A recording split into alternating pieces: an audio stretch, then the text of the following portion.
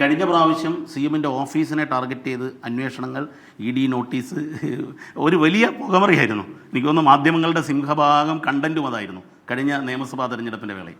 ഭരണ തുടർച്ചയുണ്ടായി. ഈ പ്രാവശ്യം പാർലമെൻറ്റ് തെരഞ്ഞെടുപ്പ് വരുമ്പോൾ അങ്ങയുടെ മകളെ കേന്ദ്രീകരിച്ചിട്ട് വാർത്തകൾ സൃഷ്ടിക്കപ്പെടുന്നു, വലിയ രീതിയിലെ കോലാഹലം വരുന്നു, അന്വേഷണം വരുന്നു, ED നോട്ടീസ് വരാൻ പോകുന്നു എന്നുള്ള പ്രചരണം വരുന്നു.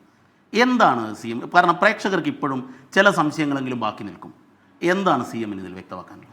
അല്ല, ഈ കേന്ദ്ര അന്വേഷണ ഏജൻസികൾ അവരുടെ ഭാഗമായി കാര്യങ്ങൾ അന്വേഷിക്കുന്നതിനൊന്നും ഞാനെതിരല്ല.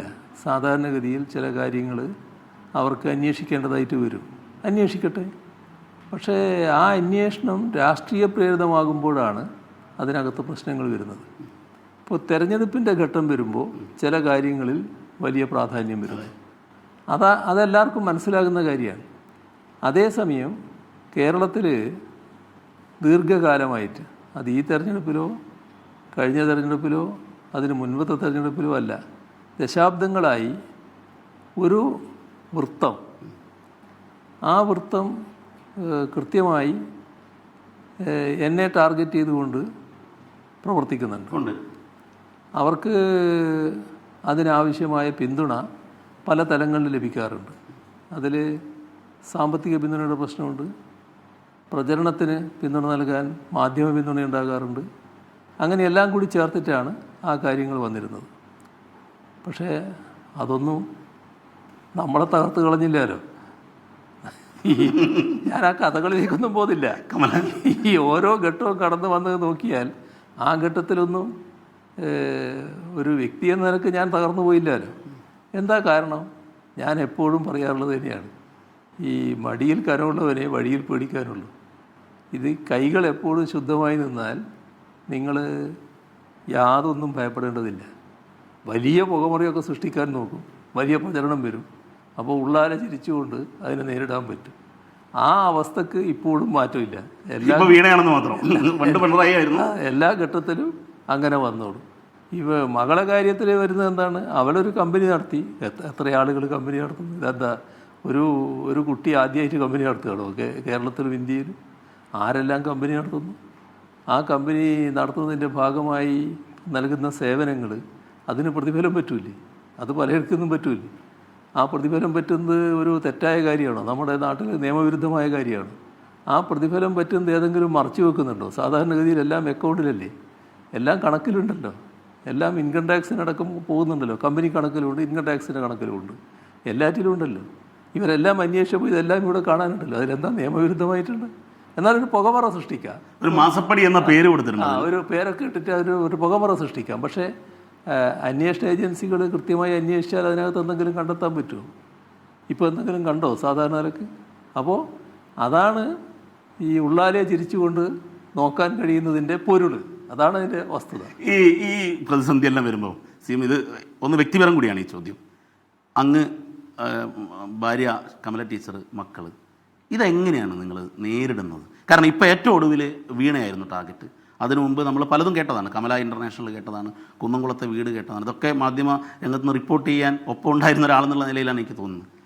എങ്ങനെയാണിത് ഓരോ വിഷയം വരുന്ന സമയത്തും എങ്ങനെയാണ് ഇതിന്? ഏറ്റവും ഒടുവിലാണ് ഇപ്പോൾ വീണയ്ക്കെതിരായ കേസിൻ്റെ ഓരോന്നും ഇങ്ങനെ കണ്ട് അനുഭവിച്ച് വരികയാണല്ലോ.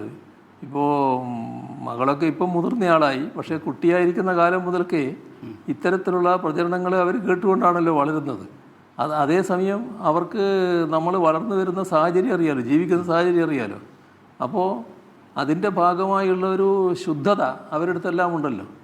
ആ ശുദ്ധത ഇപ്പോഴും സൂക്ഷിക്കാൻ കഴിയുന്നുണ്ട്. അതുകൊണ്ടാണ് വലിയ വേവലാതി അതിനകത്തില്ലാത്തത്.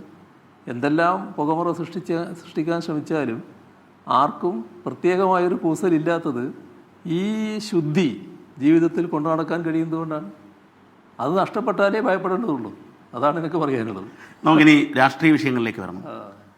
CM ശ്രദ്ധിച്ചിട്ടുണ്ടാവും, ലത്തിൻ അക്കൗണ്ട് മരവിക്കപ്പെട്ടിരിക്കുകയാണ്. രാജ്യത്ത് ഒരു പ്രധാനപ്പെട്ട വിഭാഗത്തിൻ്റെ സാമ്പത്തിക ഇടപാടുകൾ ഇനി എങ്ങനെയാകുമെന്ന് ഒരു സഭ ആലോചിക്കുന്നൊരവസ്ഥയിലാണ്. CM എങ്ങനെയാണ് ഇതിനെ കാണുന്നത്? കാരണം ഇത് ഒരു തെരഞ്ഞെടുപ്പ് വേളയോ അല്ലെങ്കിൽ വിഴിഞ്ഞം വിഷയമോ ഇങ്ങനെയൊക്കെ പലതും ഉണ്ട്. ഇതിനിടയിൽ ഇത് മരവിക്കപ്പെടുമ്പോൾ എങ്ങനെയാണത്? അതിന് വലിയ രാഷ്ട്രീയമാനമില്ലേ? നമ്മുടെ രാജ്യത്ത് ഈ ഇത്തരം FCRIയുടെ ഭാഗമായിട്ടുള്ള അക്കൗണ്ട് മരവിപ്പിക്കലുകൾ. അത് 16,000-ഓളം അക്കൗണ്ടുകൾ ഇന്ത്യ ഗവൺമെൻറ് മരവിപ്പിച്ചിട്ടുണ്ട്. അതിനകത്ത് 1,000-ഓളം അക്കൗണ്ടുകൾ ക്രൈസ്തവ വിഭാഗവുമായിട്ട് ബന്ധപ്പെട്ടതാണ്. ഇപ്പോൾ കഴിഞ്ഞ മാസമോ 2 മാസമോ ആയിട്ടുള്ളൂ, ചർച്ച് ഓഫ് നോർത്ത് ഇന്ത്യ അവരുടെ അക്കൗണ്ട് ഫ്രീസ് ചെയ്തു. ഇത് ഒരു ന്യൂനപക്ഷ വിരുദ്ധ സമീപനത്തിൻ്റെ ഭാഗമായി വരുന്നൊരു കാര്യമാണെന്ന് നമ്മൾ പ്രത്യേകമായിട്ട് കാണണം. ഇതിനകത്ത് ഇപ്പം വിഴിഞ്ഞ സമരവും ഈ അക്കൗണ്ട് മരവിപ്പിക്കലും തമ്മിൽ എന്തെങ്കിലും പ്രശ്നമുണ്ടോ എന്ന് എനിക്കറിയില്ല. അത് അങ്ങനെ ഉണ്ടാകാൻ സാധ്യതയില്ല സാധാരണ നിലക്ക്. കാരണം ഇതൊരു ന്യൂനപക്ഷ വിരുദ്ധ സമീപനത്തിൻ്റെ ഭാഗമായി വരുന്നതാണ്. അതുകൊണ്ടാണ് 1,000-ഓളം ക്രൈസ്തവ അക്കൗണ്ടുകൾ മരവിപ്പിക്കുന്ന നിലയുണ്ടായിട്ടുള്ളത്. ഇവിടെ ഒരു ഭാഗം കാണേണ്ടത് ഈ പുതിയ അനുമതി കൊടുക്കുന്നതെല്ലാം RSSനാണ്. RSSുമായി ബന്ധപ്പെട്ട സംഘടനകൾക്ക് അനുമതികൾ തുറന്നു കൊടുക്കുന്നുണ്ട്. ബാക്കിയെല്ലാം മരവിപ്പിക്കുന്ന നിലയുണ്ടാവുകയാണ്. ഇതൊരു ഗവൺമെൻറ് നിലയ്ക്ക് ചെയ്യാൻ പാടില്ലാത്തതാണ്. ന്യൂനപക്ഷങ്ങളെ ശ്വാസം മുട്ടിക്കുക എന്നതാണ് അതിൻ്റെ ഉദ്ദേശം. ഇപ്പോൾ ലത്തീൻ അതിരൂപത കൃത്യമായി പറഞ്ഞല്ലോ, ഞങ്ങളെ പ്രവർത്തനങ്ങൾ നടത്താൻ തന്നെ വിഷമമുണ്ടാകുന്നു, അതിൽ സഹായിക്കാൻ തയ്യാറാകണം എന്നൊക്കെ ആളുകളോട് അഭ്യർത്ഥിക്കുന്ന നിലയുണ്ടായല്ലോ. അതാണല്ലോ വസ്തുത. അവർ കാര്യങ്ങൾ നടത്തിക്കൊണ്ടുപോകുന്നതിനാണല്ലോ ഇത്തരം സഹായങ്ങൾ സ്വീകരിക്കുന്നത്. പല ജീവകാരുണ്യ പ്രവർത്തനങ്ങളും സഭ നടത്തുന്നുണ്ടല്ലോ. അതിൽ പ്രായമായവർക്കുള്ള സഹായമുണ്ട്, വിരമിച്ച സന്യാസിമാർ, പിന്നെ വൈദികർ, അങ്ങനെയെല്ലാം ഉള്ളവരുണ്ട്. അവരെല്ലാം സംരക്ഷിക്കുന്നുണ്ടല്ലോ സഭ. അപ്പോൾ അത്തരം കാര്യങ്ങളിലുള്ള സഹായത്തിന് വേണ്ടിയാണ് ഈ പണം ഉപയോഗിക്കുന്നത്. അത് രാഷ്ട്രീയ ആവശ്യത്തിന് വേണ്ടി ഞങ്ങളോടൊപ്പം നിൽക്കണം, അല്ലെങ്കിൽ നിങ്ങളെ മുട്ടിച്ചു കളയും എന്ന നിലപാടെടുക്കുന്നത് ഒരു തരത്തിൽ ന്യായീകരിക്കത്തക്കതല്ലാലും യഥാർത്ഥ ലക്ഷ്യം ഇവരെയൊക്കെ BJPക്ക് അനുകൂലമാക്കി മാറ്റലാണ്. എങ്ങനെ BJPക്ക് അനുകൂലമായിട്ട് സാധാരണഗതിയിൽ ആളുകൾക്ക് മാറാൻ പറ്റും? ഇപ്പോൾ നമ്മുടെ ഈ അടുത്ത നാളല്ലേ മണിപ്പൂരിലെ അനുഭവം നമ്മുടെ മുന്നിലുള്ളത്. എത്ര പേരാണ് കൊല ചെയ്യപ്പെട്ടത്, എത്ര ആരാധനാലയങ്ങളാണ് തകർക്കപ്പെട്ടത്, 1,00,000-ലധികം ആളുകൾക്കല്ലേ വീട് വിട്ട് ഓടിപ്പോകേണ്ടി വന്നു. അതൊന്നും കേരളത്തിലല്ലാന്ന് വെച്ചിട്ട് കേരളത്തിലുള്ളവർക്കും അതിൻ്റെ അലയടിക്കുമല്ലോ, കാര്യങ്ങൾ മനസ്സിലാക്കാൻ പറ്റുമല്ലോ. ഇപ്പോൾ തെലുങ്കാനയിൽ മദർ തെരേസയുടെ പേരിലുള്ള സ്ഥാപനം, ആ സ്ഥാപനത്തിലേക്ക് സംഘപരിവാർ ഇരച്ചു കയറിയിട്ട് നടത്തിയ ആക്രമണം, ആ ആക്രമണത്തിന് ഇരയാക്കിയത് എന്തെങ്കിലും പ്രകോപനം സ്കൂൾ അധികൃതരുടെ ഭാഗത്തുനിന്നുണ്ടായതാണോ? അവർ പറഞ്ഞത് ഈ നിങ്ങൾക്ക് യൂണിഫോം മാറി ധരിക്കണമെങ്കിൽ രക്ഷിതാവ് അറിയിക്കണം. അതിലെന്താ തെറ്റ്? കുട്ടിക്ക് ഇഷ്ടം പോലെ യൂണിഫോം, ഒരു വസ്ത്രം ധരിച്ചിട്ട് വരാൻ പറ്റില്ലല്ലോ യൂണിഫോം ഉള്ളിടത്ത്. എന്നാലൊരു പ്രത്യേക മതപരമായ ചടങ്ങുണ്ട്, അന്ന് ഞങ്ങൾക്ക് ഇങ്ങനൊരു വസ്ത്രം ധരിക്കണം എന്ന് രക്ഷിതാക്കൾ പറഞ്ഞാൽ അത് അനുവദിക്കാമെന്നാണല്ലോ ഈ പറഞ്ഞതിൻ്റെ അർത്ഥം. അതിനല്ലേ കയറി ആക്രമിച്ചത്. എത്ര ഭീകരമാണ്! ഒരു മലയാളി വൈദികനാണ് പോലും അവിടെ ഉണ്ടായിരുന്നത്.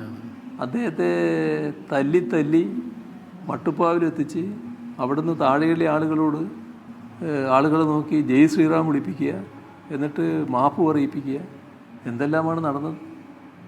അതിനുശേഷം അവിടെ സ്വീകരിച്ച നിലയോ കേസ് ഈ വൈദികനും ഈ പീഡിപ്പിക്കപ്പെട്ടവർക്ക് നേരെയാണ്, ഇരകൾക്ക് നേരെയാണ്.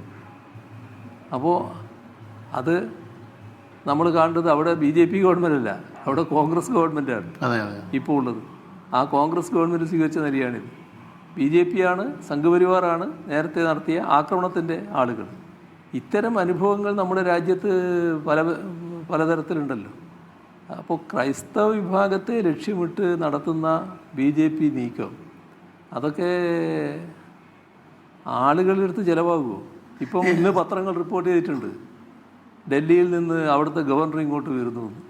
ഇത് ഇപ്പോൾ അരമനകളിൽ അദ്ദേഹം സന്ദർശിച്ചുകൊണ്ടിരിക്കുകയായിരിക്കും. ഇന്നും മാധ്യമങ്ങൾ റിപ്പോർട്ട് ചെയ്തിട്ടുണ്ട്.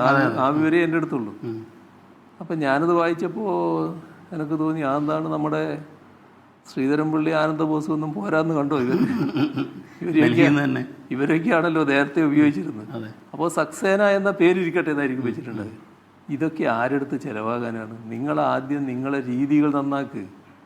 നിങ്ങൾ തനി വർഗീയതയും കൊണ്ട് നടക്കുക, ന്യൂനപക്ഷ വേട്ടയായിട്ട് നടക്കുക, വംശഹത്യയുടെ അടുത്തേക്കടക്കം കാര്യങ്ങൾ എത്തിക്കുക, അങ്ങനെയൊക്കെയുള്ള നിങ്ങളെ ആര് വിശ്വസിക്കും? അതല്ലേ വസ്തുത. ആദ്യം അത് മാറ്റണം. ഈ കേരളം എന്ന് പറയുന്നത് ജാതിഭേദവും മതദ്വേഷവും ഏതുമില്ലാതെ സർവ്വരും സോദരത്വേന വാഴുന്നൊരു നാടാണ്. അവിടെ വെറുപ്പിൻ്റെ പ്രത്യയശാസ്ത്രത്തിനിടമില്ല. അതാണ് ആദ്യം മാറ്റേണ്ടത്. അത് മാറ്റാൻ നിങ്ങൾക്ക് കഴിയില്ല, കാരണം RSSൻ്റെ പ്രത്യയശാസ്ത്രമാണത്.